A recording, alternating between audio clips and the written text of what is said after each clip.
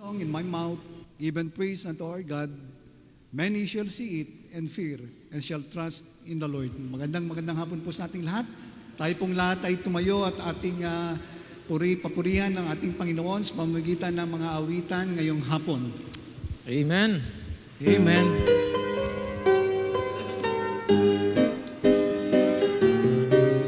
In my heart there rings a melody. Awitin po natin ng malakas. Amen. On the first, ready now, sing. I have a song, Jesus gave me. It was sent from heaven above. There never was a sweeter melody. This a melody of love. In my heart there rings a melody. There rings a melody in heaven's harmony. In my heart there rings a melody. There rings a melody of love. I love the Christ who died on Calvary, for He washed my sins away. He put within my heart a melody, and I know it's there to stay. In my heart there rings a melody. There rings a melody in heaven's harmony. In my heart there rings a melody. There rings a melody of love. To be my endless theme in glory. Amen. With the angels sing on. I will sing. Will be a song with glorious harmony when the chorus of heavens ring. In my heart there rings a melody. There rings a melody in heaven's harmony. In my heart there rings a melody. There rings a melody of love. Amen. Amen. Since Jesus came into my heart.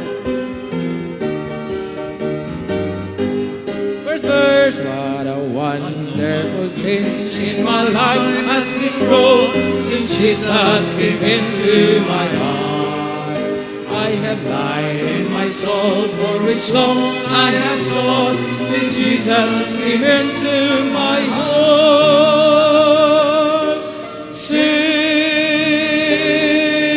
Jesus came into my heart, since Jesus came into my heart, floods of joy on my soul like the sea billows roll. Since Jesus came into my heart, I have ceased from my wandering and going astray.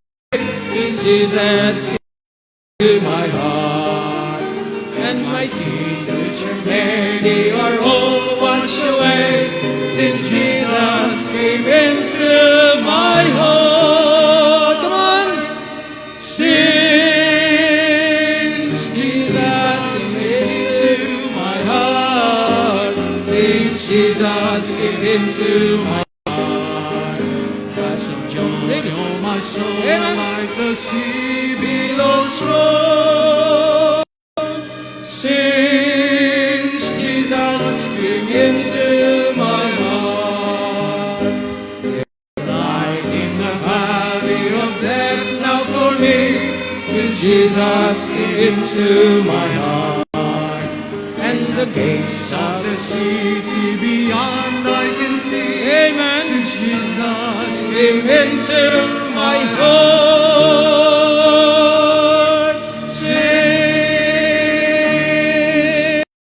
Jesus came into my heart, since Jesus came into my heart, lots of joy, oh my soul, like the sea billows roll. Since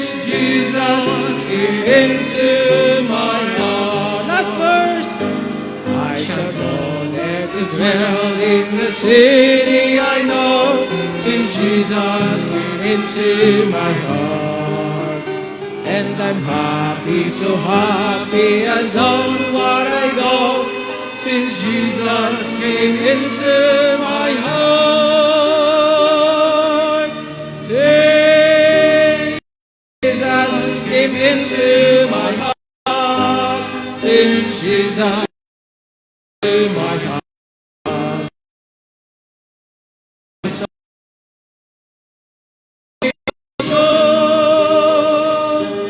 Since Jesus came into my heart. Amen. Buhay po ang Panginoon na siyang naghahari sa ating buhay. Amen? Amen. First verse, I serve a risen Savior is in the world today. I know that He is living, whatever man may say. I see His hands of mercy, I hear His voice of truth, and just the time I need Him is always there. Come on! Lives, Christ Jesus lives today. He walks with me and talks with me all life's narrow way. He lives, salvation to Him. He lives, salvation to impart. You ask me how I know He lives. He lives within my heart. Third verse, rejoice. Rejoice, rejoice, O Christian, lift up your voice and sing. Amen. Christ the King, the hope of all who seek Him, the help of all who find. None other is so loving, so good, and our God is good. He lives, Christ Jesus lives today. He walks with me and talks with me along life's narrow way. He lives, salvation to impart. You ask me how I know Christ lives. Amen. He lives within my heart. Amen. Hindi po maalis sa ating buhay, sa ating puso, ang magpasalamat sa dakilang ginawa ng Diyos sa ating buhay, sapagkat nung minsan makilala natin ang Panginoon, ang buhay mo at ang buhay ko ay nabago. Amen? Amen. Give thanks. First verse, sing. Give thanks with a grateful heart. Give thanks to the Holy One. Give thanks because He's given Jesus Christ, His Son. Give thanks with a grateful heart. Give thanks to the Holy One. Give thanks because He's given Jesus Christ, His Son. And now let the weak say, I am strong. Let the poor say, I am rich, because of what the Lord has done for us. And now let the weak say, I am strong. Let Let the poor say, I am rich because of what the Lord has done for us. Give thanks. Give thanks with a grateful heart. Give thanks to the Holy One. Give thanks because He's given Jesus Christ, His Son. Chorus. And now let the weak say, I am strong. Let the poor say, I am rich because of what the Lord has done for us. And now let the weak say, I am strong. Let the poor say, I am rich because of what the Lord has done for us. Give thanks. Unahan po tayo ni Brother Joel para sa ating opening prayer.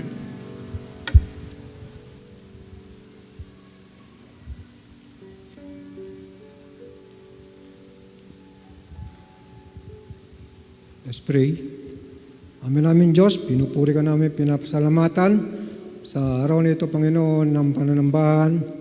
Salamat po, Panginoon, binigyan mo kami ng pagkakataon na makapanambahan sa buong araw na linggo, Panginoon Diyos. Patawad po, Panginoon, sa aming po mga kasalanang nagawa sa laban sa iyong banal na pangalan. Dalahin ko rin po, Panginoon, na iyong basbasan ang aming pong gagawing mga awitin, pagpupuri. Panginoon, i-bless niyo po, Panginoon, bawat isa na nandito na. Dalahin ko rin po, Panginoon Diyos, yung mga pa, ipo silang iingatan, lalo sa namang kapamakan, Panginoon. Dalahin ko rin po, Panginoon, aming pong tagapagsalita, na itago mo po sa banal na pulpito, at ang salita mo, ang tanging maihayag, Panginoon, na aming pong pagkain, na aming pong mga kaluluwa. Maraming salamat po, Panginoon, sa mga kapatiran na ng kalakasan upang makarating sa bahay panambahan, Panginoon Diyos. Dalahin ko po, Panginoon, ang mga kapatid, kaibigan na may mga karamdaman, may mga sakit. Tulungan mo po sila, Panginoon, ko pong pagkain, ipuin po sila ng banal na Espiritu, Panginoon Diyos. Pangunahan niyo po kami, Panginoon, sa oras na ito, Panginoon, ang pong kaya, bigyan po, Panginoon, kapayapaan ng puso't isipan ng bawat isang Panginoon. Maraming salamat po sa araw na ito ay pinagkaloob mo. Dalahin ko rin po, Panginoon, na sana po ang mga nasa live streaming, Panginoon, ay makarating din po, Panginoon, dito po sa aming bahay panambahan sapagkat masarap kang purihin sa totoong bahay panambahan, Panginoon Diyos. Maraming salamat po sa inyo, Panginoon. Ito po ang aming dalangin sa inyo. In Jesus' name we pray. Amen. Manatili po lang tayo, tinatawag si Brother Boy Dakutanan and Brother Nir para sa pagbasa ng salita ng Diyos.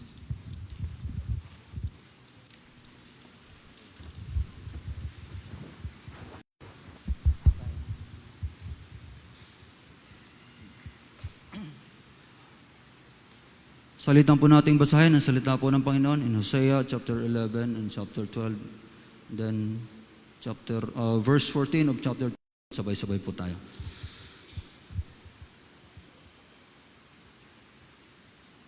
Nang bata pa ang Israel, aking minahal siya at tinawag ko ang aking anak mula sa Ehipto. Lalo silang tinawag ng mga propeta, ay lalo naman silang nagsihiwalay sa kanila. Sila'y nanghain sa mga baal at nangagsunog ng mga kamangyan sa mga larawang inanyuan. Gayon may aking tinuruan ang Ephraim na lumakad, aking kinalong sila sa aking mga bisig, ngunit hindi nila kinilala ang aking pinagaling sila. Akin silang pinatnubayan ng mga tali ng tao, ng mga panali ng pag-ibig, at ako'y naging sa kanila ay parang nag-alis ng paningkaw sa kanilang mga panga, at ako'y naglagay ng pagkain sa harap nila.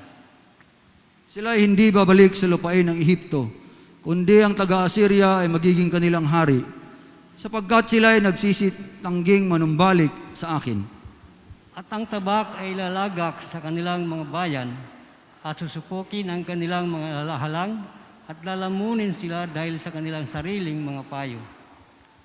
At ang aking bayan ay mahilig ng pagtalikod sa akin, bagaman kanilang tinatawag siya na nasa itaas, walang lubos na magtataas sa kanya. Paanong pabayaan kita, Ephraim? Paanong itatakwil kita, Israel? Paanong gagawin kitang parang Adma? Paanong ilalagay kitang parang Sibion? Ang aking puso ay nabagabag sa loob ko, at aking mga habag ay nangangalab. Hindi ko isasagawa ang kabangisan ng aking galit. Hindi ako babalik upang ipahamak ang Ephraim, sapagkat ako'y Diyos at hindi tao, ang banal sa gitna mo, at hindi ako paroroon na may galit. Sila'y magsilakad ng ayon sa Panginoon, na siyang umungal na parang leon, sapagkat siya'y umuungal at ang mga anak ay masidating nanginginig na mula sa kanluran.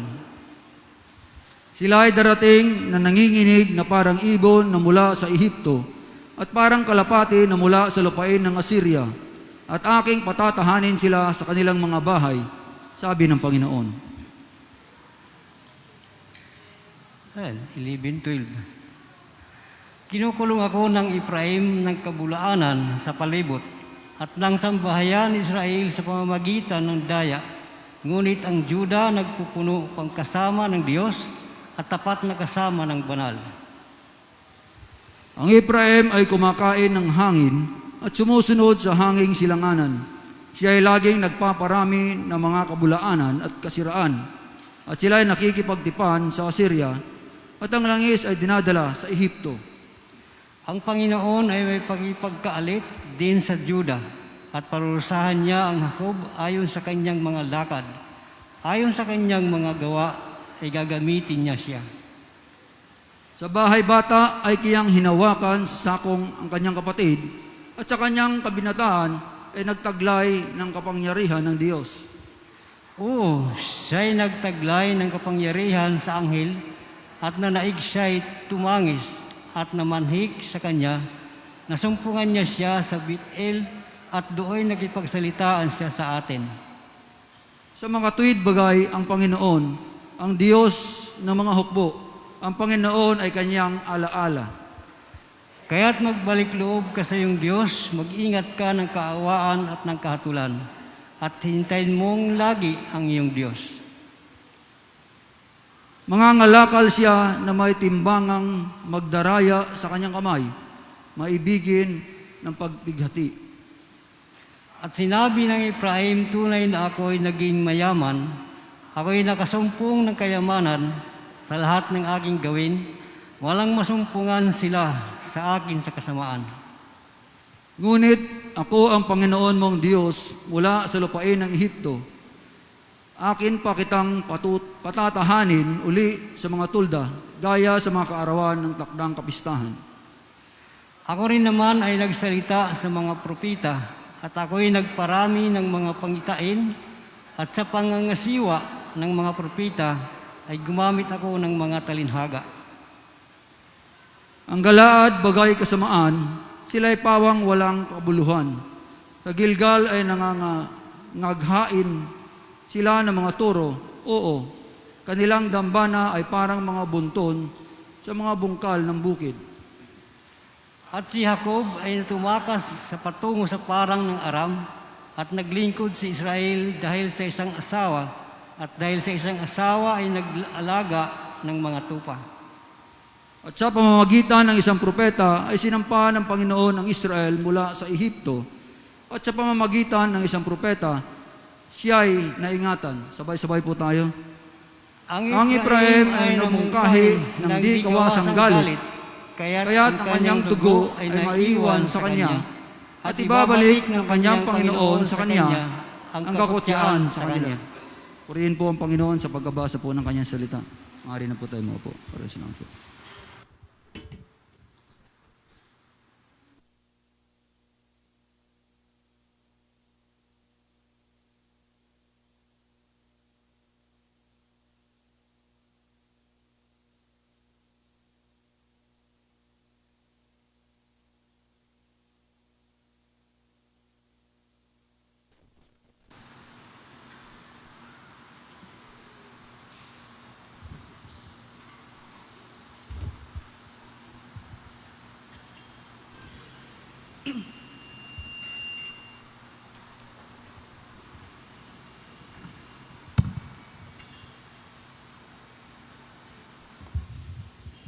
Song.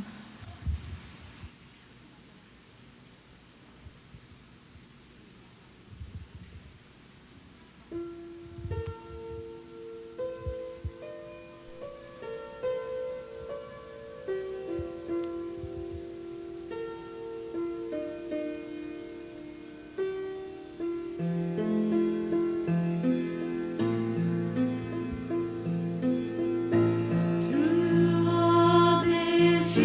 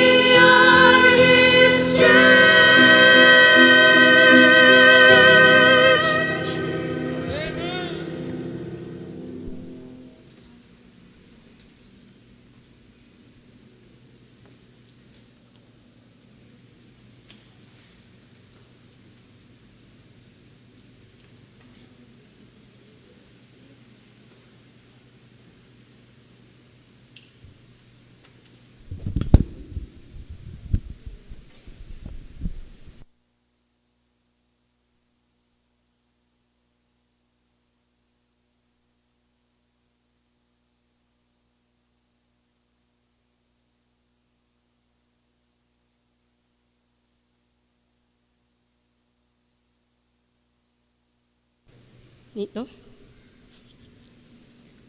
Pastor po. Magandang hapon po sa ating lahat. I was here 6th anniversary when I was 5 years, 5th grader na po. Ayan, salamat sa Panginoon po sa mga nagpapatuloy. Nakita ko si Nanay Batario.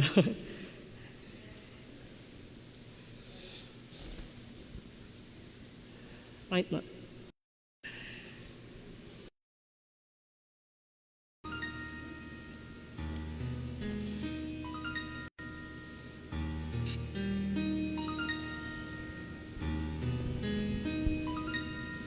He chose me before the world was known.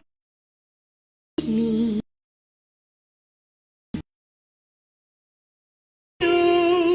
He made me.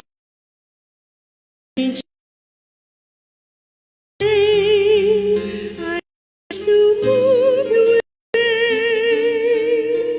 He loved me. When hope had taken wing, He loved me. When I lost everything, He bought me. Redemption's work was done through Jesus Christ, His Son. Who shall separate me from the love of God? Shall dreams of tomorrow, pain or sorrow, can the need of food or earthly possessions, the threat of war or man's possession, in all these things, victory is our reward. Victory is our reward through Jesus Christ our Lord. Of this I am sure, that neither death nor life, nor angels, nor principalities, nor powers, nor things present, nor things to come, not harm or death, can any creature shall separate me from the love of God.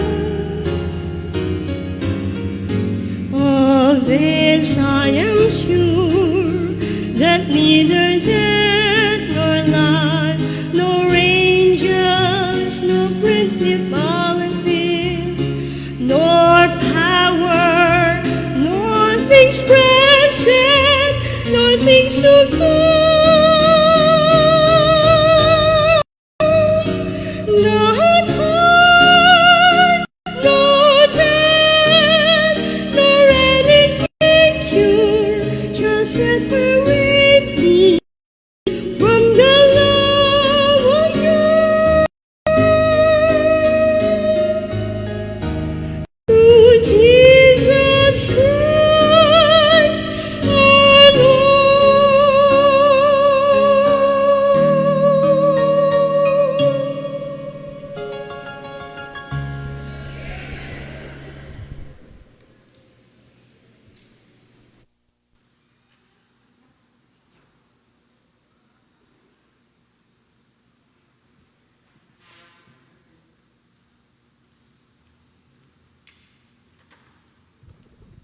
Amen. Praise the Lord. So napakaganda po nung awitin at maging yung mensahe.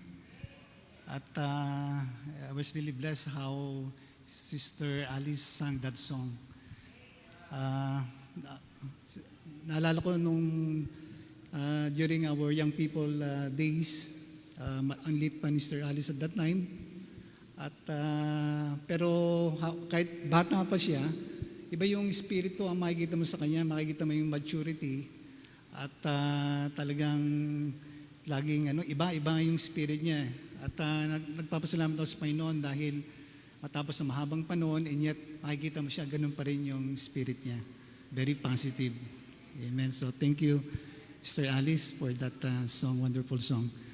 Okay, so kaninang umaga po ay tayo ay tunay na pinagpala ng Panginoon.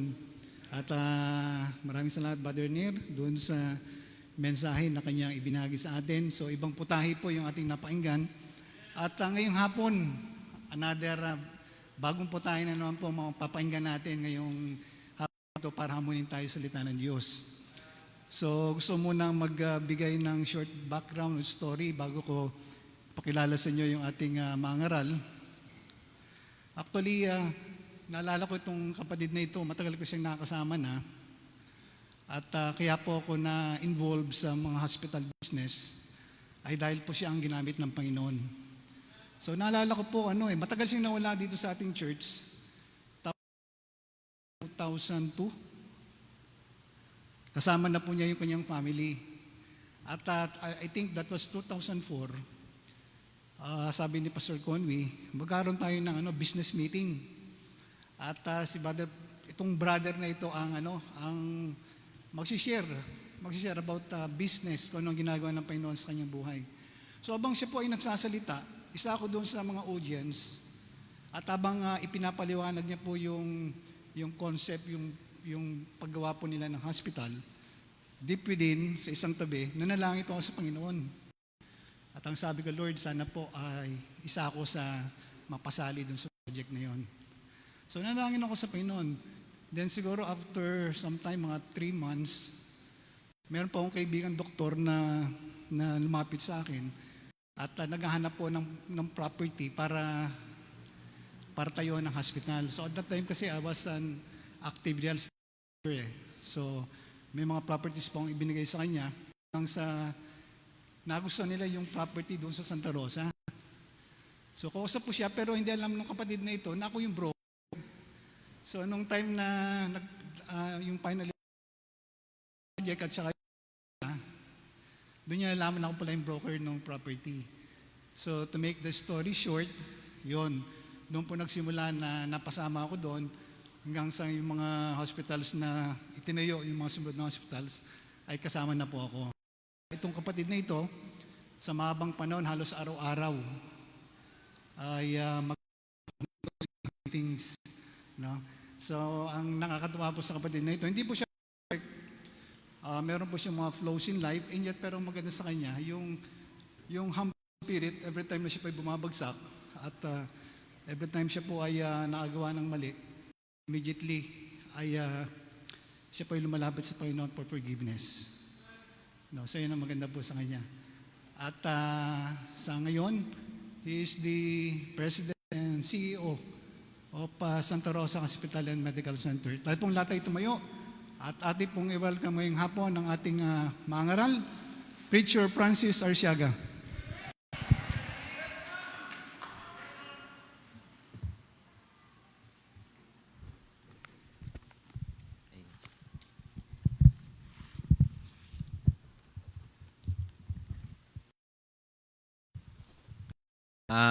Magandang hapon po sa ating lahat. At eto po muli tayo sa likod ng pulpito na naatasan po ng ating pastor na magturo po sa inyong harapan. At sinabi nga niya po sa akin na, sabi ko, Pastor, ano nga po ba ang tuturo ko para doon sa ating iglesia? At sinabi nga niya ay moving forward. So ako po palagi nakaupo dyan at sa gitna nito tsaka nito palagi ko nakikita yung verse na yun, yung Exodus 14:15. Palagi ko nakikita yun, kaya nung masabi ng pastor na moving forward, so naghanap po akong ganun. Palagi ko siya nakikita, sabi ko moving forward. So bagamat itong history na to ng isang history sa Bible, ito nga po yung parang yung second greatest na nangyari po sa Bible aside from the na Jesus Christ na nangyari sa kanya sa cross. So alam na po natin ang istoryang ito at talaga namang sabi ko alam na ng church 'yon at talaga namang na-preach na sa amin 'yon for so many times. So ano pa ba ang ituturo? Pero naniniwala ako pa na ang salita ng Diyos kahit basahin natin ng paulit-ulit may binibigay na bagong mensahe po sa atin. Na palaging ang salita niya ay hindi nauubusan ng mga mensahe o karunungan. Kaya, at alam ko naman na nakikita nyo rin yan sa inyong pagbabasa, na alam nyo na, nabasa nyo na, pero pag meron na naman dumarating sa iyong bagong pinararating sa iyo ang Panginoon. Kaya ako'y naniniwala na sa oras na to na ang Panginoon ay magsusupply po ng karunungan po sa ating lahat.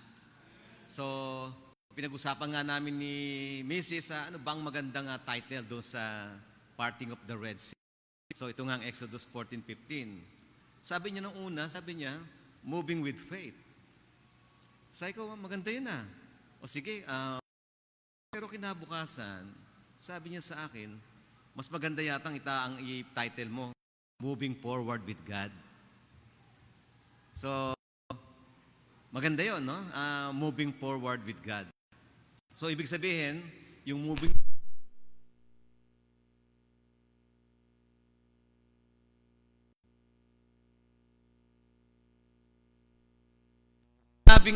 moving forward with God, ay napakaganda noon. Kasama mo ang Panginoon. Di po ba? So, mas maganda talaga nang ipangalan nga dito sa moving forward with God. So, sabi ko nga sa itong Bible na to, dati yung Bible ko maliit ngayon palaki ng palaki habang tumatandaan tayo, ay lumalaki yung Bible. Kasi kailangan natin ng malaking letra. Habang tumatanda po tayo kasi pag maliit ang Bible, hindi na natin mabasa. Kaya buti naalala po natin yung salamin. Itong salamin na po ito galing di Victoria. 12.50 lang po ito. 12 pesos and 50 centavos. Pero nagagamit po. So, yan ho, no? Yan. Pero hindi ho ilakad kasi pag nilakad, nahihilo ko. So, kailangan lang nakaayos lang po do. So, moving forward with God, before we start, let me tell you one truth, the absolute truth. Truth about this Bible. This book is a book of faith. Do you believe that? Let's open our Bible in Hebrews 11:1 to support my claim. And then it says here, now faith is the substance of things hoped for, the evidence of things not seen. So ito po sinasabi rito na you believing for something that you see not. Yung hindi mo siya nakikita, hindi pa nangyayari sa iyo, ay naniniwala ka na dito. Maupo muna po tayo kasi po medyo mahaba yung paliwanag. Opo. Pasensya na po, nalimutan ko. Kala ko sasamahan niyo ako ng pagtayo hanggang matapos po. So yun na nga po, no? Yung faith na to ito po ay bigay ng Panginoon sa atin na kailangan natin gawin na paniwalaan yung mga bagay na hindi natin nakikita, hindi pa nangyayari sa atin. Katulad nung paniwala natin na pag namatay tayo, pupunta tayo sa langit. Hindi pa nangyayari sa atin yun Pero we believe. And that is faith. Yun po yung faith. At sabi sa James 2:26, for the body without the spirit is dead, so faith without works is dead also. So maganda rin po to, no? Sabi rito na ang katawan na walang espiritu ay patay. At ganoon din naman, kung ang buhay na ito ay walang pananampalataya, ay patay din naman. Tama po ba yun? Tama po, no? So, nais kong basahin po natin ang Exodus. Kasi po nasanay po ako dito ng Bible reading at na-practice. Gusto ko po, sino ba nakabasa sa inyo ng Exodus chapter 14, the whole chapter, 1 to 31? At alam ko naman na alam niyo yung istorya, pero hindi pa natin nabasa marami pang hindi nakabasa ng buong chapter ng 1 to 31.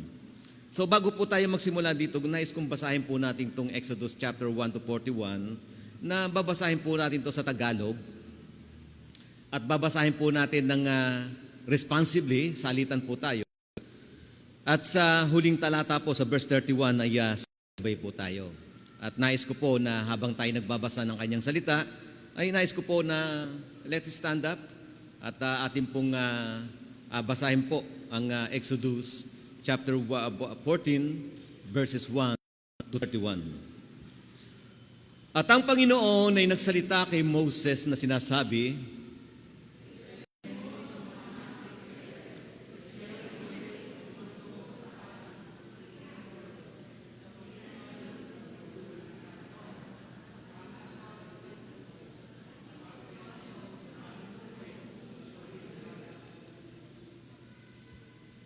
at sasabihin ni Paraon tungkol sa mga anak ni Israel na ngasisilo sila sa lupain.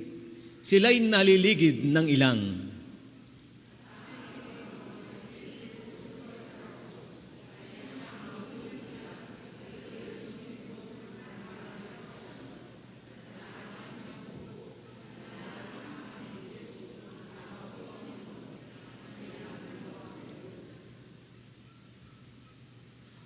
At nasabi sa hari sa Ehipto, ng bayan ay tumakas, at ang puso ni Paraon at ng kanyang mga lingkod ay nagbago tungkol sa bayan, at kanilang sinabi, ano itong ating ginawa na ating pinayaon ng Israel upang huwag na tayong mapaglingkuran?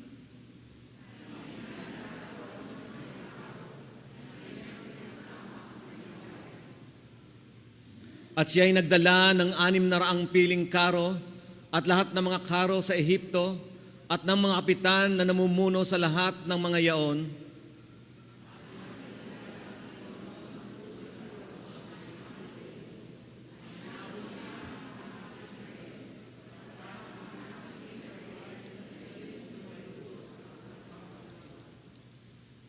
At hinabol sila ng mga Ehipsyo, ng lahat ng mga kabayo, at ng karo ni Paraon, at ng kaniyang mga taong mga ngabayo, at ng kaniyang hukbo.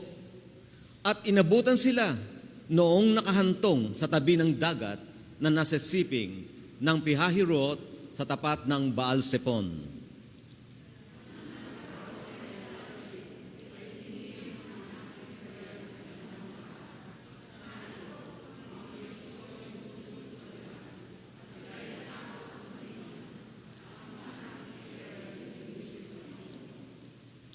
At kanilang sinabi kay Moses, dahil ba sa walang libingan sa Ehipto, kung kaya dinala mo kami rito upang mamatay sa ilang? Bakit gumawa ka ng ganito sa amin, na inilabas mo kami sa Ehipto?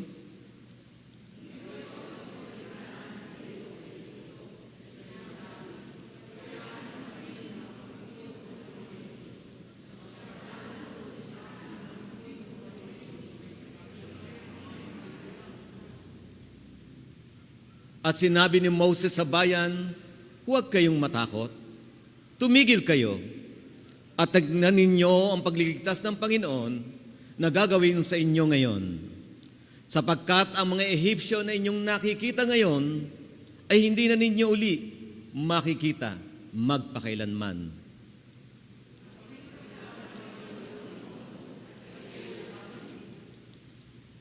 At sinabi ng Panginoon kay Moses, bakit humihibik ka sa akin? Salitain mo sa mga anak ni Israel na sila'y magpatuloy na yumaon.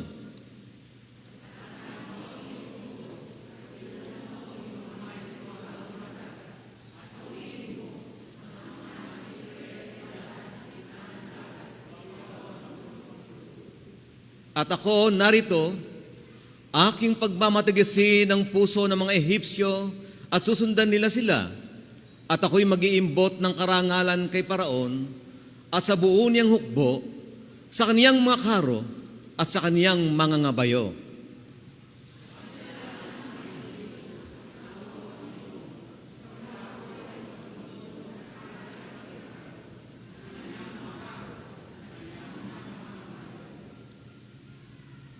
At ang anghel ng Diyos na nasa unahan ng kampamento ng Israel ay humiwalay at napasahulihan nila, at ang haliging ulap ay humiwalay sa harap nila at lumagay sa likod nila.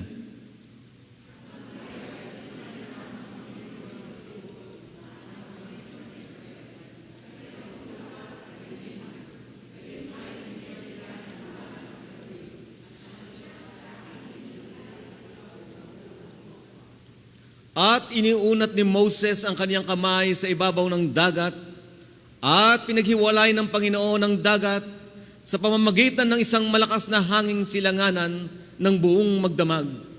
At ang dagat ay pinaging tuyong lupa at ang tubig ay nahawi.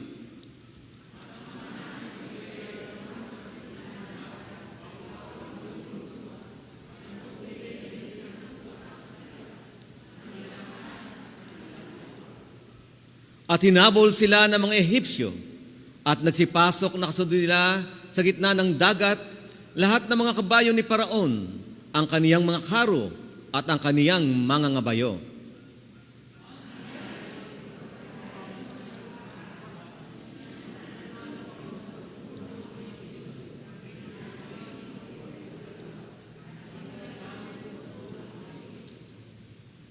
At inalisan ng gulong ang kanilang mga karo na kanilang hinila ng buong hirap, na anupat sinabi ng mga Ehipsyo, tumakas tayo sa harap ng Israel, sapagkat ipinakikipaglaban sila ng Panginoon sa mga Ehipsyo.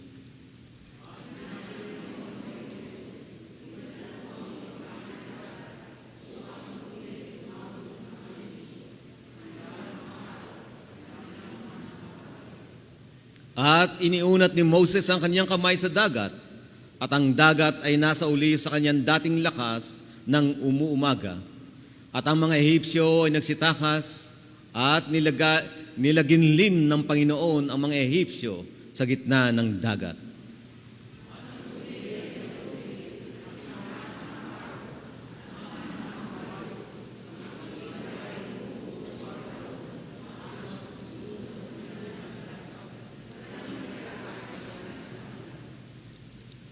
Datapwat ang mga anak ni Israel ay lumakad sa tuyong lupa sa gitna ng dagat, at ang tubig sa kanila ay naging isang kuta sa kanilang kanan at sa kanilang kaliwa.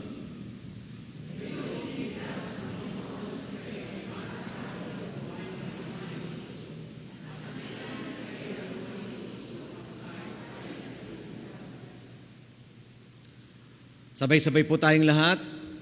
At nakita ng Israel ang dakilang gawa na ginawa ng Panginoon sa mga Ehipsyo, at ang bayan ay natakot sa Panginoon, at sila'y sumampalataya sa Panginoon at sa kanyang lingkod na kay Moses. Manalangin po tayo.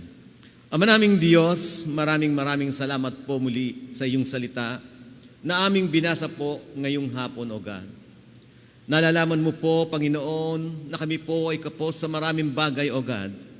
Kaya po ngayong hapon, O God, bigyan mo po kami ng bukas na puso, bukas na tainga upang marinig po namin ang mensahe ng iyong salita, Panginoon. At tulungan mo po kami na ang iyong salita, Panginoon, ay aming mapag-unawa, Panginoon, na may kapangyarihan mo. Na iyong salita, Panginoon, ay maunawa po namin at maging totoo po sa aming buhay, at makita po namin, O Diyos, ang ibig mong ipadala po sa amin. Kaya, O Diyos, maraming salamat po sa iyo. Nalalaman po namin, O Diyos, Ikaw ay Diyos na walang hanggan. Ikaw ay Diyos na makapangyarihan sa lahat. Sa iyo ay walang mahirap gawin, at sa iyo, Panginoon, Ikaw ay tapat po sa amin. Kaya, O Diyos, maraming salamat po. Hinihiling at dinadalangin po namin sa inyo na pagpalain mo po ang lahat po ng kapatiran po sa iglesyang ito. At patuloy, Panginoon, ang pagpapala, Panginoon, sa iglesyang ito, Panginoon, ay huwag mong iwawalay po sa bawat isa po na narito, O Diyos. Patuloy kami magtiwala sa iyo. Patuloy namin bigay sa iyo ang aming pagsamba, papuri at pasalamat, O Diyos. Kaya, O Diyos, maraming salamat po, at hinihiling po namin ang pagpapala mo, at inaalala po namin ang aming pastor na wala po sa aming tabi. Ngunit alam po namin siya, Panginoon, ay nakikinig. Alam po namin siya ay nananalangin. Bawat sino po ang tumayo sa harap, sa likod ng pulpitong ito, ang panalangin niya po ay nauna na po sa amin. Kaya, Diyos, maraming salamat po.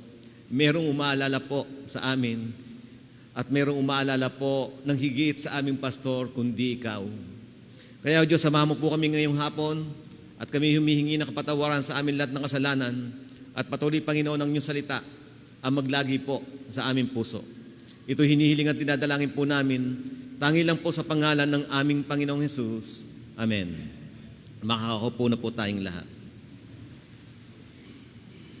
So, ang Exodus po, sabi dito sa chapter 14, verse 13, "And Moses said unto the people, Fear ye not, stand still, and see the salvation of the Lord, which he will shew you today. For the Egyptians whom you have seen today, ye shall see them again no more forever." Verse 14, "And the Lord shall fight for you, and ye shall hold your peace." And in verse 15, "And the Lord said unto Moses, Wherefore criest thou unto me? Speak unto the children of Israel that they go forward." So, ganun po, no? You know the story of this Exodus chapter 14. And then, alam na po natin to at ito'y naging paulit-ulit. Maging ako po ay nasa elementary pa. Napanood ko na po ang storyeng ito sa Binyan Theater. Noong matagal na po yun, elementary. So, 1970s po yun. Kasama ko po ang aking tatay at nakita ko nga po itong palabas na to. Nung makita ko siya, talagang ako po'y natakot. At ako po'y nahiwagaan sa palabas na yon. At yun nga po, hindi ko malilimutan kung paano nga bumuka ang dagat sa harap ng mga Ehipto at sila'y nakatawid. Kaya lang po, ako'y nagtataka rin at ako'y meron tanong sa aking puso. Meron akong tanong na dalawang tanong nga lamang. Ang sabi rito, ang aking question is, why is it that the children of Israel was in Egypt? Bakit nga ba sila nasa Egypt? Gayong sila ay mga Israelites. At ang Ehipto ay para sa mga Egyptian. Bakit sila naroon? And number 2 question, why God wants to deliver the children of Israel out of bondage? Bakit nga, no? Bakit naman ililigtas ng Panginoon sila? Here's the reason why. Letter A, Deuteronomy chapter 14, verse 2. So sabi sa Deuteronomy chapter 14, verse 2, "For thou art an holy people unto the Lord thy God, and the Lord chosen thee to be a peculiar people unto himself, all nations that are upon the earth."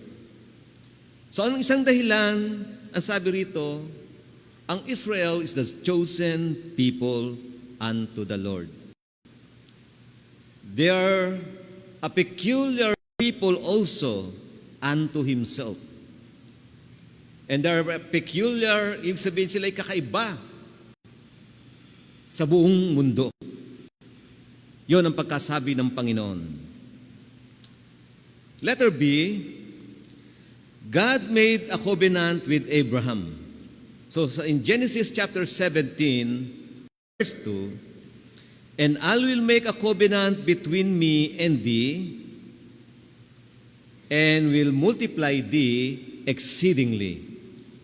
And verse 7, "And I will establish my covenant between me and thee, and thy seed after thee, in their generations, for an everlasting covenant, to be a God unto thee, and to thy seed after thee." Napakaganda po ng covenant, no? Ang gusto ng Diyos, to be a God unto Israel. At ang covenant na to is an everlasting covenant.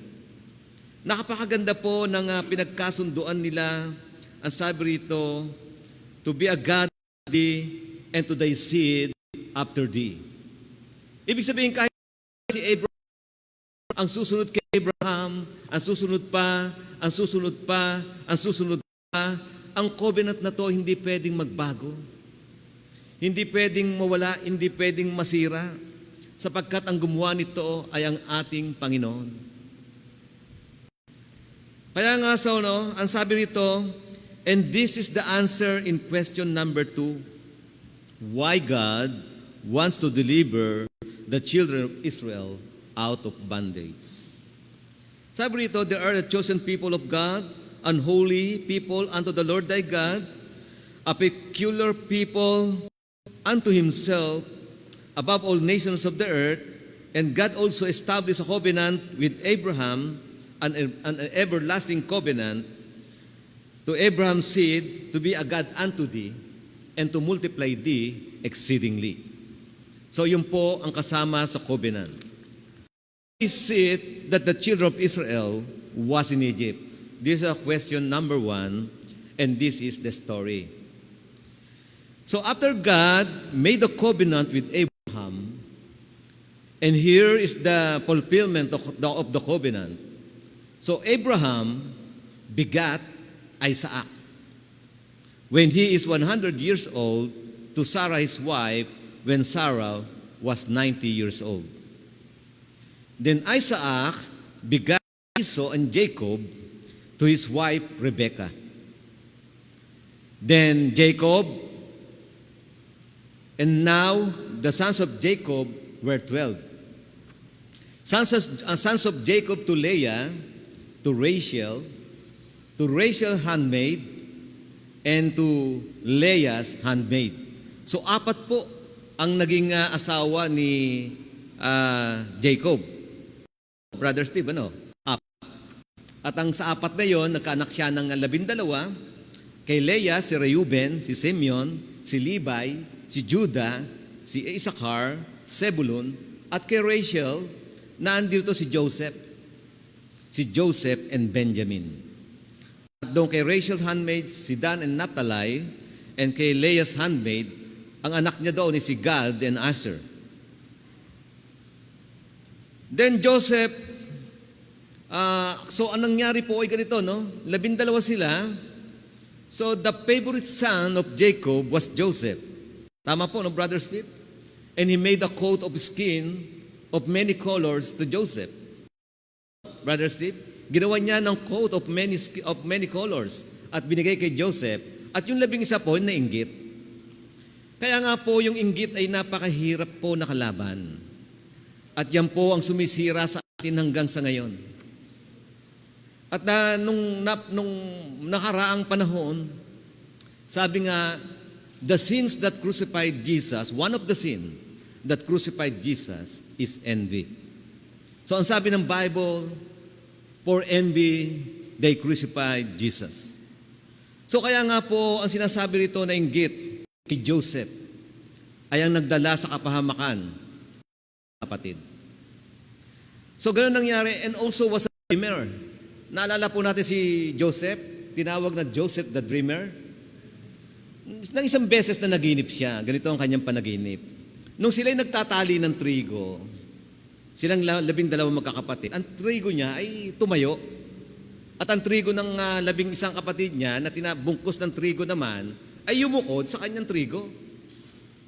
At napag-alaman na ang interpretation nga noon, silang 11 ay yuyukod kay Joseph samantalang si Joseph ay bunso. Bunso po ba si Joseph, Brother Steve? O youngest, anak ni Jacob sa kanyang katandaan, si Joseph. So ganoon nagkaroon ng inggit ang mga sa kanya, lang nainggit, nagalit pa. Nagalit niya, they hated Joseph. Nagalit po sila doon. At naginip pa si Joseph ng isa pa, ang sabi ni Joseph, I have dreamed a dream. The sun and the moon and the 11 stars bowed down to him. So lalong nagalit at kinuwento niya yung kay Jacob. Sabi ni Joseph na naginip ako ng ganito. Ibig kong ba sabihin, Jacob, kami mga magulang mo ay yuyukod sa iyo at ang iyong 12 kapatid. Sinaway siya. Pero daw sa panaginip na yon, lalong nagalit ang kanyang mga kapatid. So nagbalak silang patayin si Joseph, pero nga dahil mabuti ang Panginoon sa kanya, sa halip patayin si Joseph, inihulog na sa balon. Ngayon, ang inihulog sa balon, Sabi nila, anong papakinabangin natin kung mamatay si Joseph sa balon? Wala tayong papakinabangin. Bakit hindi na lang natin siya ibenta? Hindi ko alam kung sino yung nagsuggest doon eh. Bakit na lang hindi siya na-ibenta? At para meron tayong kapakinabangan. So then Joseph was sold to Ishmaelite by his brethren. So in Genesis 37:28, then there passed by Midianites merchantmen, and they drew and lifted up Joseph out of the pit and sold Joseph to the Ishmaelites for 20 pieces of silver. Wala ba kayo naalala dyan? Panginoon? And they brought Joseph into Egypt. And let's jump to in verse 36. Verse 36. And the Midianites sold him into Egypt unto Potiphar, an officer of Pharaoh and captain of the guard. So bakit natin sinasabi to? Yun yung tanong sa second question, bakit nga ba ang mga Israelites ay nando doon sa Egypt? Verse 39, chapter 1, Genesis 39, verse 1, and Joseph was brought down to Egypt, and Potiphar, an officer of Pharaoh, captain of the guard, an Egyptian, bought him of the hands of the Ishmaelites, which had brought him down thither. So binili si Joseph ni Potiphar sa siya inuwi. So verse 2, the Lord was with Joseph, and he was prosperous, and he was in the house of his master, the Egyptian. Kaya nga minsan po, no, yung nangyari kay Joseph, God meant it for good. Kahit sa atin po. Kung naman mangyayari sa atin, minsan di natin alam, ito palang nangyayari, tingin natin ay masama sa ating buhay, ito pala ay magiging mabuti pa sa darating na panahon. Ito pala ay sa ikabubuti natin. Kaya mga kapatid, ano man ang nangyayari sa atin, let's thank God. Di ba? Hindi natin alam, ito palang nangyayari sa atin na ito pala ay for good. Ito pala ay pwedeng gawin sa atin para sa ating ikabubuti. Tingnan nyo, o si Joseph ibinenta, nagalit sa kanya, di ba? Ngayon, sabi dito, and the Lord was with Joseph. Ang Panginoon ay sumasa kanya. And he was a prosperous man. And he was in the house of his master, the Egyptian. Kaya lang, ibig sabihin na kung nasa iyo na ang Panginoon, everything, the road is smooth, no? Lahat ay panatag ng lahat. Hindi po ganun. Tayo pong mananampalataya ay alam nating nasa Panginoon na tayo at ang ating Panginoon ay nasa atin. Pero hindi ibig sabihin na wala ng bagyo. Hindi ibig sabihin na wala ng lindol. Hindi po ganun. Dadaan po sa atin yan. Kaya nga, si Joseph, nung nasundo siya na sa Egyptian, may istorya na naman po. Siya ay pinagbintangan na ni-rape niya ang asawa ni Potiphar. Di po ba? At siya po ay nakulong. Nakulong si Joseph. So nung Joseph, nando doon siya, ngayon daw, meron din nakulong doon, yung ng Pharaoh, tsaka yung ating, isa naman butler and the baker. So yung butler and baker, nakasama niya sa kulungan. Ngayon, merong nanaginip doon nanaginip sa dalawa doon na hindi nila ma-interpret at si Joseph ang nag-interpret.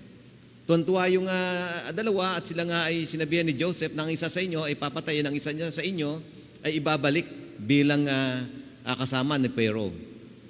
So ngayon si Pharaoh ngayon ay nanaginip, yung isa, yung sinabihan ni Joseph na ibalik na sa kay Pharaoh, pero sabi ni Joseph, bago umalis yung tao, huwag mo kakalimutan na ako'y naririto. Total naman yung na-interpret ko yung panaginip, at dahil sa interpretation na iyon, ikaw nga ay nabalik sa hari. So ngayon, nanaginip ang hari na walang makapag-interpret na kahit na sino.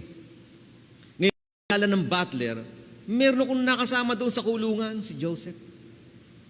Alam niya kung paano i-interpret yan. And then ang istorya, ganito, then Joseph was brought before Pharaoh. Joseph then was made ruler over the land of Egypt. So hindi ka takataka. Bakit? The Lord was with Joseph. So Genesis 41, verse 39, 41:39, and Pharaoh said unto Joseph, For as much as God hath shewed thee all this, there is none so discreet and wise as thou art. Wala daw katulad si Joseph. Si Joseph, sabi dito, there is none so discreet and wise as thou art. Verse 40, Thou shalt be over my house, and according unto thy word shall all my people rule. Only in the throne will I be greater than you. So Joseph, ikaw na mamahala sa buong Israel. Pwera lang sa trono, mas mataas ako sa iyo sa trono. Pero sa lahat, ikaw na. Tama, Brother Steve, ano? Yun po ang kwento noon. Now, nang nagro-rule si Joseph, there was a famine in Egypt. So Genesis 41:56, ano po sabi doon? 41:56. And the famine over all the face of the earth. So ibig sabihin, ang famine hindi lang sa Egypt, ang sabi dito, was over all the face of the earth. And Joseph opened all the storehouses and sold unto the Egyptians, and the famine waxed sore in the land of Egypt. And verse 57, and all the countries came into Egypt to Joseph for. So lahat ng bansa sa Egypt kasi nga wala silang makain eh.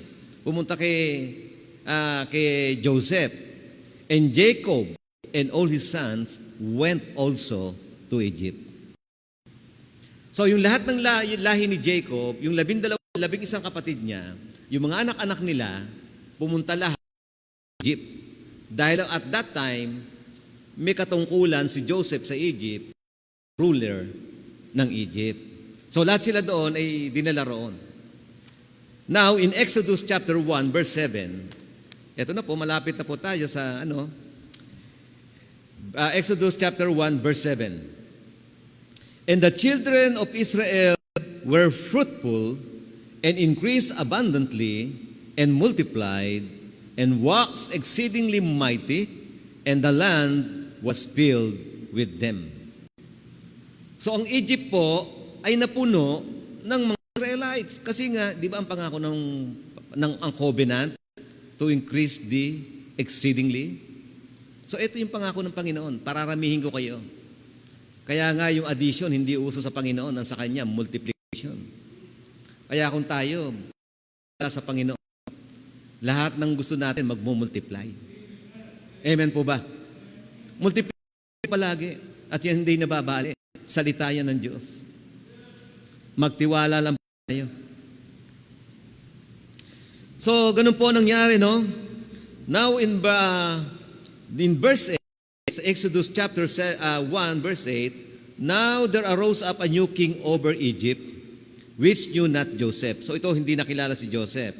In Exodus chapter 1, verse 9, And he said unto his people, Behold, the people of Israel are more mightier than me. Pambihira, no? Yung chosen people, yung peculiar people, mightier than the people of Israel. Dapat lang. They are a peculiar people, a chosen one of God. Diba? Chosen yan eh. Verse 10. Come on. Sabi nung king of Egypt, come on. Let us deal wisely with them, lest they multiply. And it came to pass that when there falleth any war, they join also to our enemies and fight against us, and so get them up out of the land. Natatakot sila, baka nilusob sila, baka yung Israelites kumampi sa kaaway, siyempre, aalis sila sa Egypt at mawawalan sila ng slaves. Verse 11, Therefore, they did set over them taskmasters to afflict them with their burdens, and they built for Pharaoh treasure cities. But the more they afflicted them, the more they multiplied and grew, and they were grieved because of the children of Israel. So tingnan nyo ang lesson dito, ang lesson dito ng ating Panginoon. Huwag tayong matakot kung man nagpe-persecute sa atin. The more na ipe-persecute tayo, we will grow more. Lalo tayong pasisiglahin ng Panginoon, pauunladin ng Panginoon. Narito ang example. Di po ba? But the more they afflicted them, the more they multiplied and grew, and they were grieved because of the children of Israel. Verse 13, and made the children of Israel with rigor. Ano ba yung with rigor? May kalupitan. So nagsisilbi sila na sila'y pinagmamalupitan ng mga Egyptian. And verse 14, and made their lives bitter with hard bondage, in mortar and in brick, and in all manner of service in the field, all their service wherein they made them serve was with rigor. So may pagmamalupit. So Exodus 2:23. Exodus 2:23. Malapit na tayo sa parting of the Red Sea. So Exodus 2:23. And it came to pass in process of time that the king of Egypt died, and the children of Israel sighed by reason of the bondage, and they cried. And their cry came up unto God by reason of the bondage, and God heard their groaning. Narinig ng Panginoon sa langit ang kanilang daing, lumipad sa langit, binuksan ang pintuan ng langit, at pumunta sa ating Panginoon, at narinig ng ating Panginoon. Ano sabi sa 24? And God heard their groaning, and God remembered His covenant with Abraham, Isaac, and Jacob. Naalala ng Panginoon. And in verse 25, and God looked upon the children of Israel, and God had respect unto them. Hindi ba nakakainggit? God had respect unto them.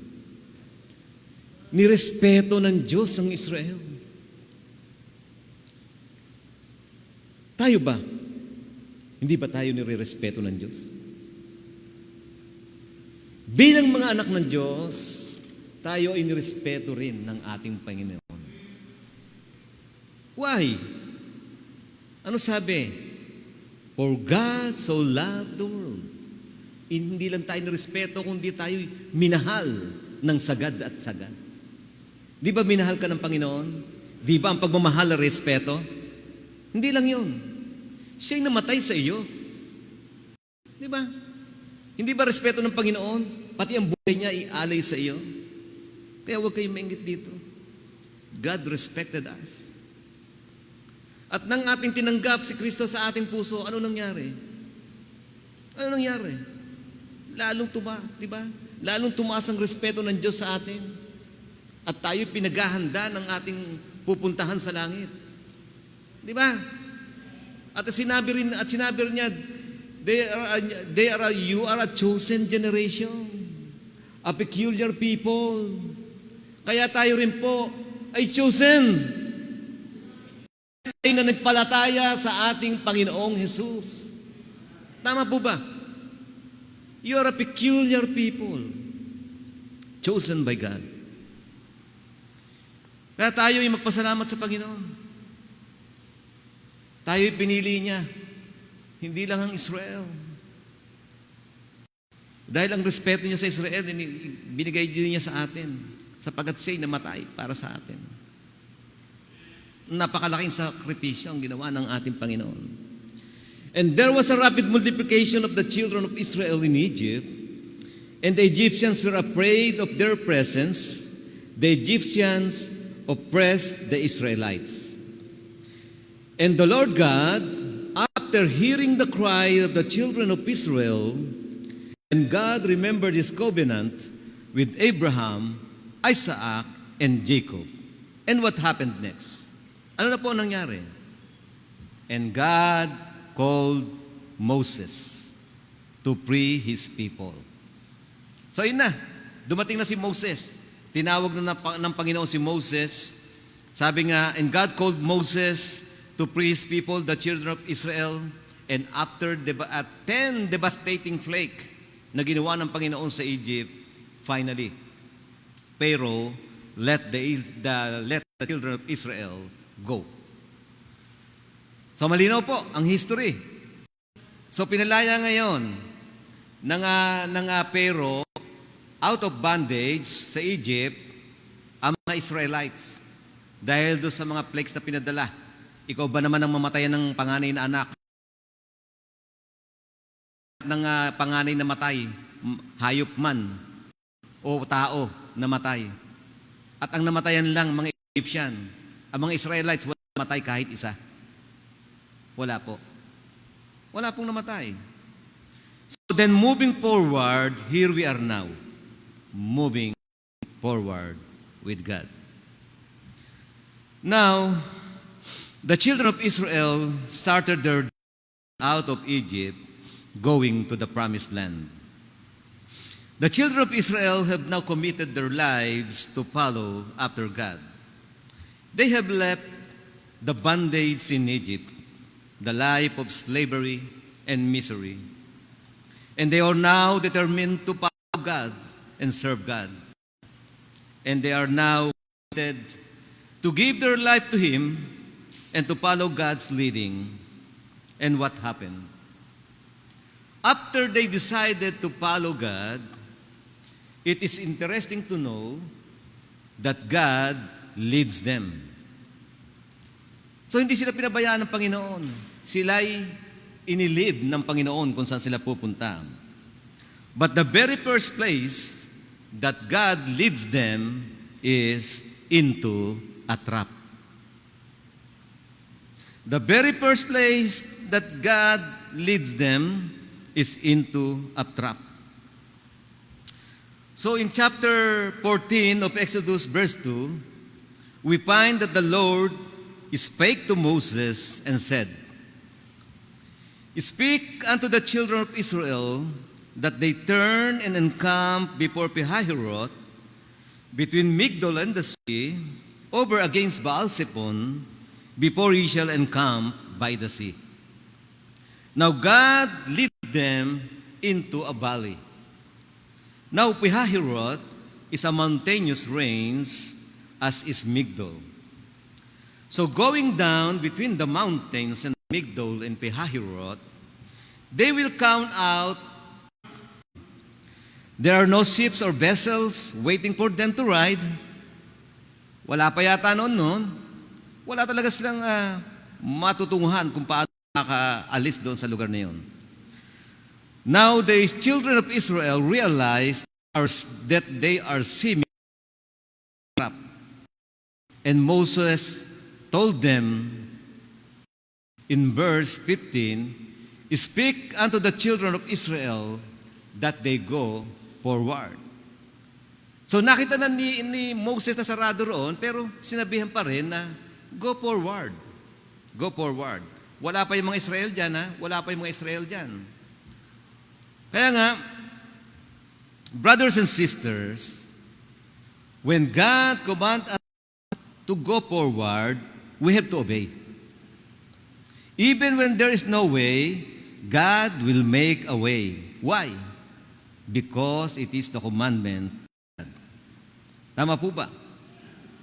So once ito ay commandment, once ito ay utos ng Diyos, dapat po ito ay ating sundin. Kaya sabi nga po ni Brother Neil sa kanina umaga sa Ecclesiastes chapter 12 verse 13, let us hear the conclusion of the whole matter. Fear God and keep His commandment, for this is the whole duty of men. So our duty is to obey the command of God.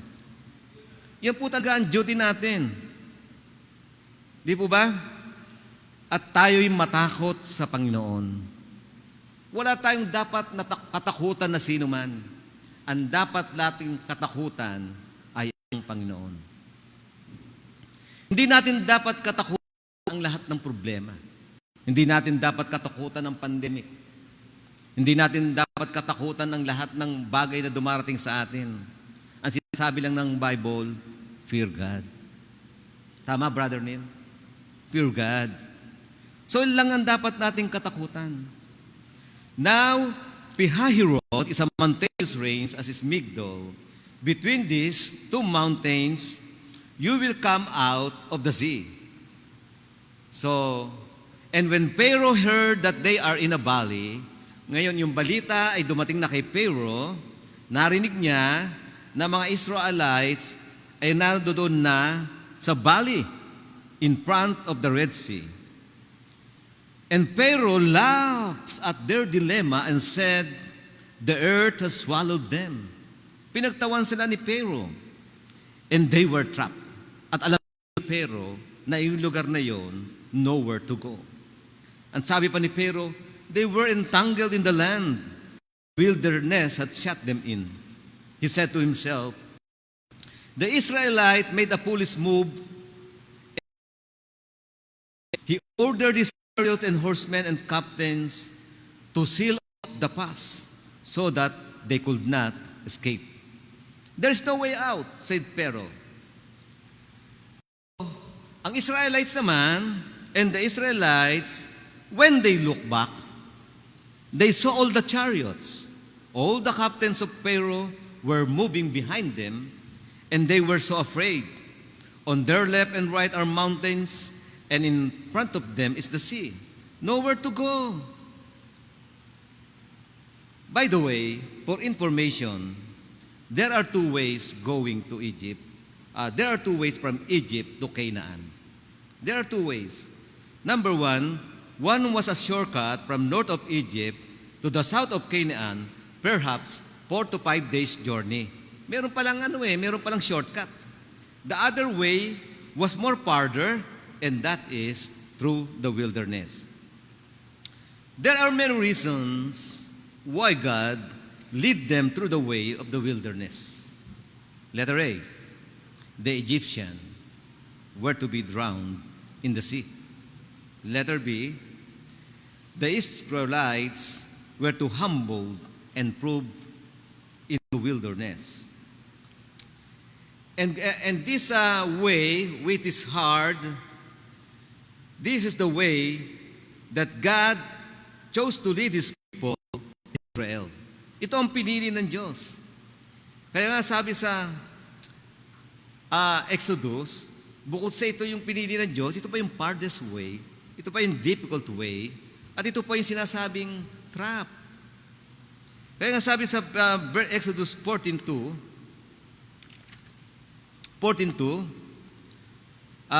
speak unto the children of Israel that they turn. So papunta na sila doon sa shortcut. Pero sabi ng Panginoon, Moses, speak unto the children of Israel that they turn. Lumiko ka and encamp before Pihahirot, between Migdol and the sea, over against Baal-Zephon, before it shall come by the sea. So yun pala ang plano ng Diyos. Siya talaga ay kasama talaga nila ang ating Panginoon.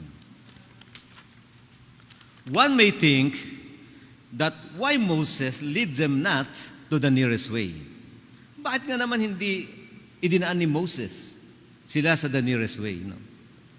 So mayroong isang information, no, na nabasa ko rin to, no, at hindi ko na nasama. Pag pala ikaw dumaan doon sa shortcut na yon, madadaanan mo pala ang Philistine.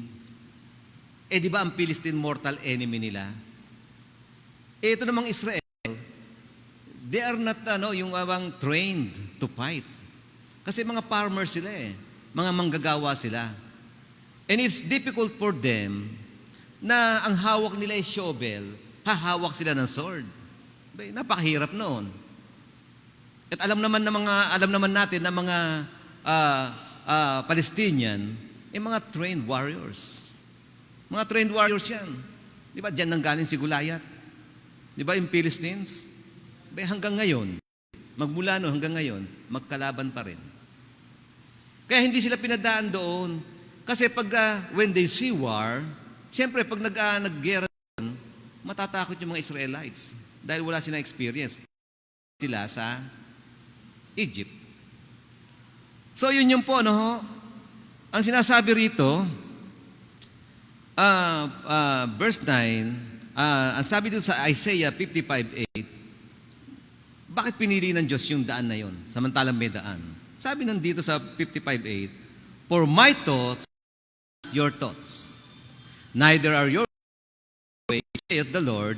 And in verse 9, for as heaven is higher than the earth, so are my ways higher than your ways, and my thoughts than your thoughts.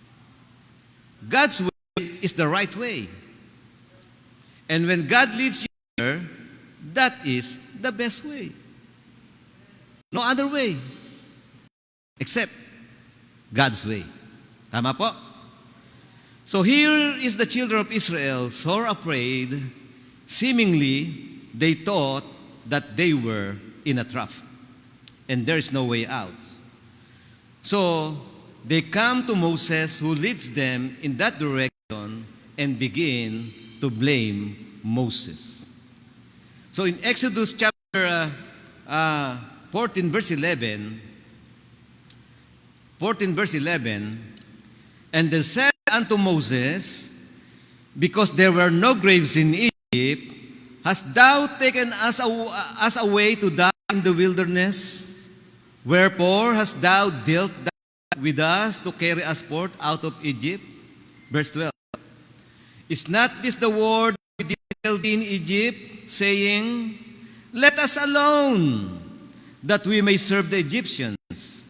For it had been better for us to serve the Egyptians than that we should die in the wilderness. So they blame Moses. Sinisi nila si Moses. Ganun karami yung naninisi sa kanila, imagine niyo. Ganun karami. They blame Moses. Ang sabi na kay Moses, you made a big mistake, Moses. You brought us to this place and to die here.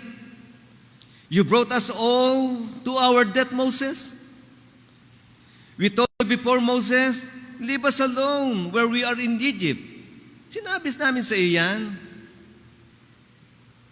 Huwag mo na kaming istorbohin dito sa Egypt.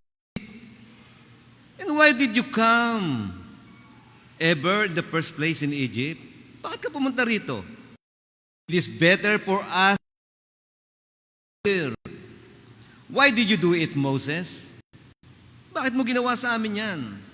But Moses gave them a word of encouragement, a word of comfort, and he said to the people, do not be afraid. Do not be afraid. Fear ye not. Huwag kayong matakot. But the imagination of the children of Israel made them to be afraid. So pinangungunahan ng Israel ang pwedeng mangyari sa kanila. Pinangungunahan nila sa kanilang isip ang pwedeng mangyari sa kanila. They imagined that they will be slaughtered. Ini-imagine nila na sila papatayin ng mga Ehipto. Bakit naman hindi sila mag-iisip ng ganon? Behind them are chariots, the army of Pharaoh armed to the teeth. They knew the strength of Pharaoh's army. Alam nila yon na malakas si Pharaoh. Brothers and sisters, sometimes or many times, our imagination scares us. Tinatakot tayo ng imagination natin. Hindi naman pa nangyayari. Ini-imagine mo lang, tinatakot mo sarili mo. Sometimes, fear has no real basis. Di ba? Minsan natakot ka, hindi mo alam. Wala naman dahilan. Pure imagination can do weird things in our life.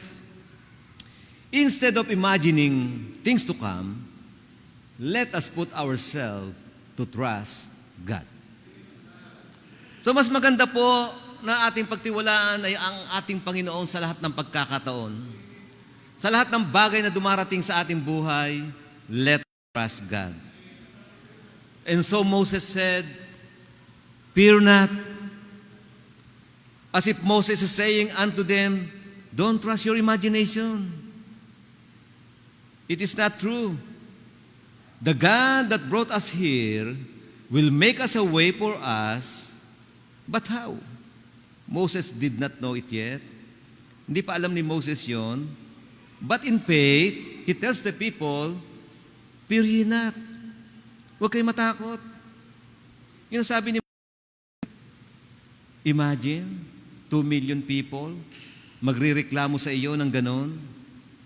Parang naalala ko yung EDSA Revolution 1986. Sino nakakita nun? Yung EDSA Revolution 1986, ano ko niyan clerk. Clerk na ako niyan, 4th year na ako sa medicine. That was 1986. Clerkship na ako niyan.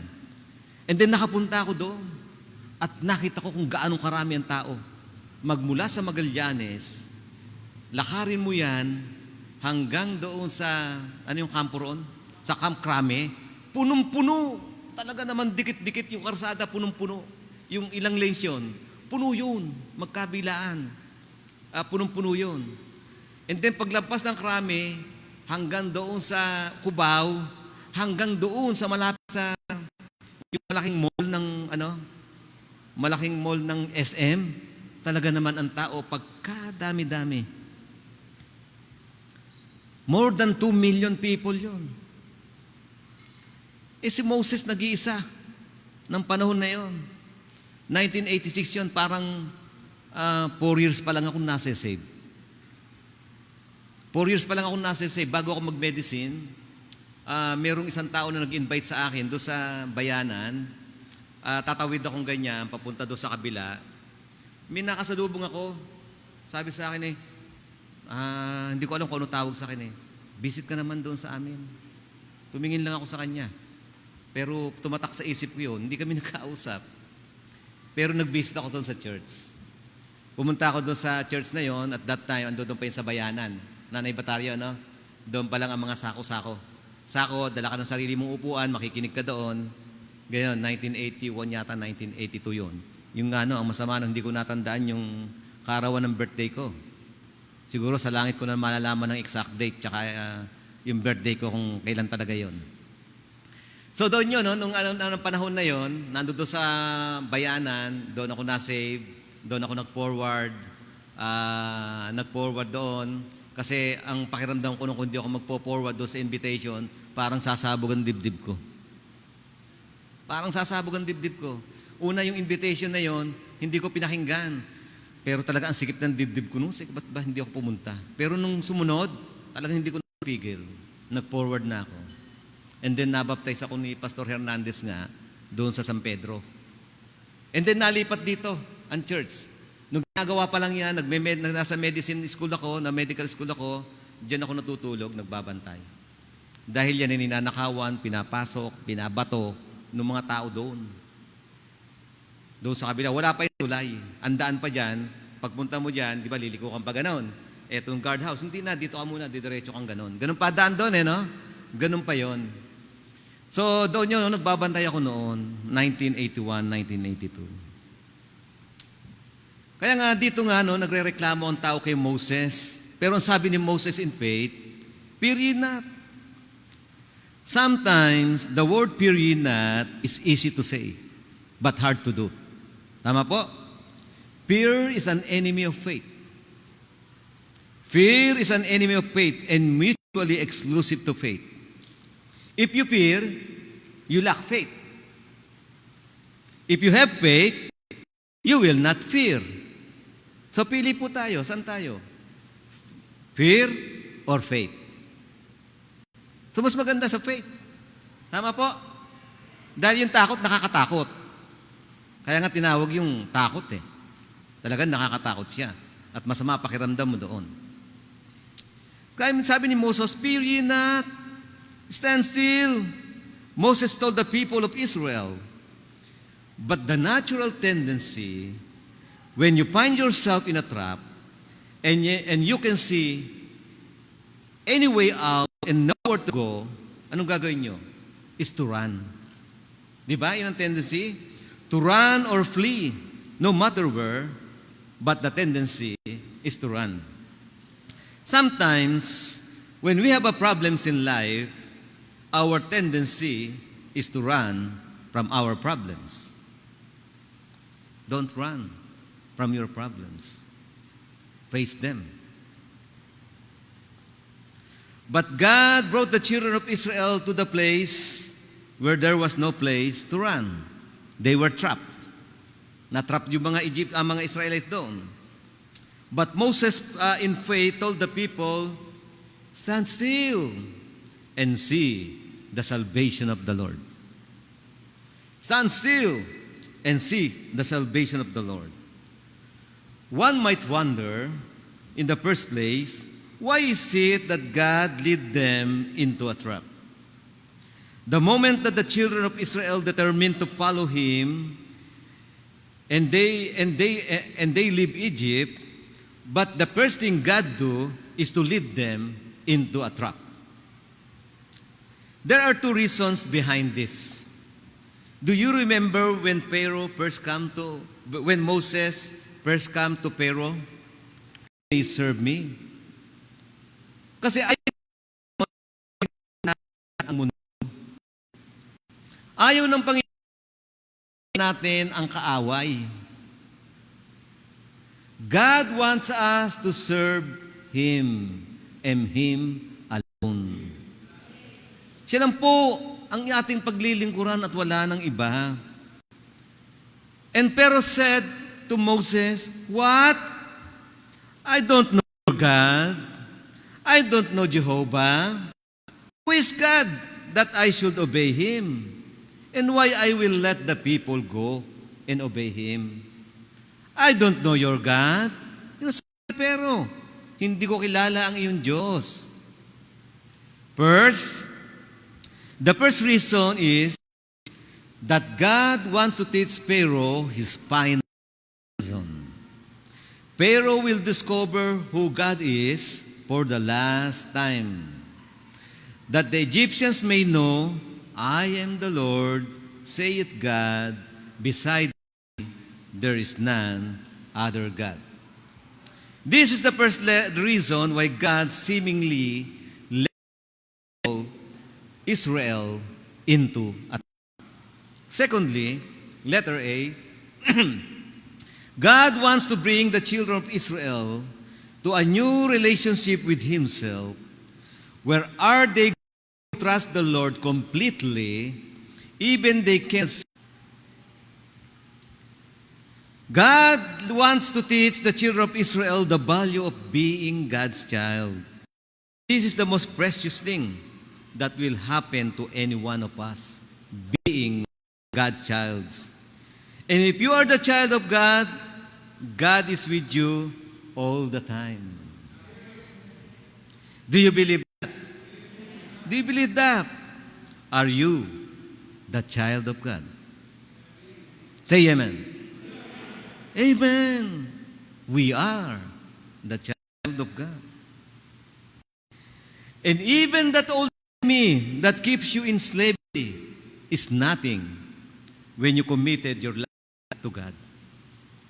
So walang mananalong kalaban natin pag puso ay committed. Why? Pastor Conway. Di ba? Pero they are nothing when you put your trust in God. Brothers and sisters, that there seems there is no way. Now, if you will follow God, God wants you to do the same. Kaya kung gusto natin sundin ang ating Panginoon, gusto niya gawin din natin yung ganung pananampalataya. God wants us to come in an implicit relationship of trust in Him. He wants us to come in a place into the discovery of His power. At doon natin makikita ang lahat ng miracles ng God, ang Kanyang kapangyarihan na hindi pa natin nakikita.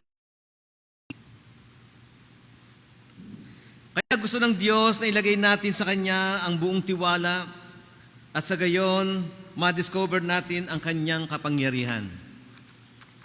But oftentimes, God allows us to come into a place that seemingly is a He allows us to become boxed in where there is no human way of getting out, so that we will learn not to trust in human resources or to trust ourselves, which are always limited as it best. So para malaman natin na tayo'y limitado, hindi natin kaya ang lahat, yun ang gusto nung matutunan natin, yun ang gustong ipaalam ng Panginoon. We are limited. Hindi natin kaya ang lahat. But that we will learn to trust to an all-sufficient mighty God, who is able to deliver us from any trap that the enemy might seek and to snare our life. So the children of Israel standing there in the valley, where the sea in front of them, the mountains beside them, and the Pharaoh's army behind them, and was instructed by Moses, you don't have to fight. Just stand still. Sabi nito, just stand still. See the salvation of God. You will have to the people in faith. You don't know yet what will happen or what God is going to do. He just keeps on talking and giving the people encouragement. He's just talking in faith. But he knew in the first place that God instructed him to this valley, and God led them to that valley. But Moses has a confidence. May tiwala siya, no? But Moses has a confidence that if God leads them in the valley, he knew out of that valley. But he did not know yet. Hindi pa niya alam. So Moses began to speak to God. So having spoken to the people to allay their fear, he began to speak to God. But instantly, God said, "Why are you crying unto me, Moses? Bakit ka umiyak sa akin, Moses?" As if God is telling Moses, "Leading you all the way, Moses. I am here before you. I am leading you with a pillar of cloud and fire. Are you late, Moses? Why are you crying unto me?" Maybe Moses will say, "Lord, we are cornered here. We're trapped. And you are the one who led us in this valley." And the Lord said to Moses, "Speak unto the children of Israel that they go forward." Go forward.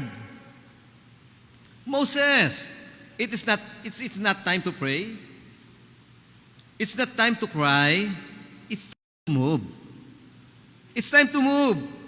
It's time for action, Moses. It's time to move forward. But you have to move forward. We have to move forward. So James in 2:17, ang sabi rito, even so faith,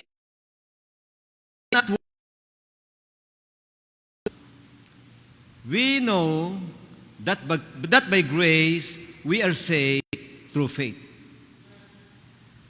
And we are not saved by works. Alam natin yan. But after you have been saved, you have to move. You have to work. Don't just sit there and relax. There are so many ministry in the church. You are saved. You have to work. We have to work. Amen? Moses said, "Lord, in front of us is the Red Sea. On either side, mountains. Behind us are the enemy. Lord, help us. Help us, O Lord." And so God told Moses, "Lift up thy rod and stretch out thy hand over the sea, and it shall be divided. And I will put a dry path in the midst of the sea, and you command the children of Israel to walk through the sea to the other side." Now God was bringing His people into this new dimension of trust and faith in Him. A place of following God and the leading of God, Now God used the pillar of cloud and the pillar of fire to guide by night, and the pillar of cloud to guide by day. When the pillar of fire moved, they moved. When the pillar of fire stood still, they camped. When the pillar of cloud moved, they moved. And when the pillar of cloud stood still, they camped again. God led them into the valley of the wilderness years by the pillar of fire and the pillar of cloud. Through the wilderness years, led them. God is with them. So the purpose of this in the light of that pillar of them covered by day, tremendous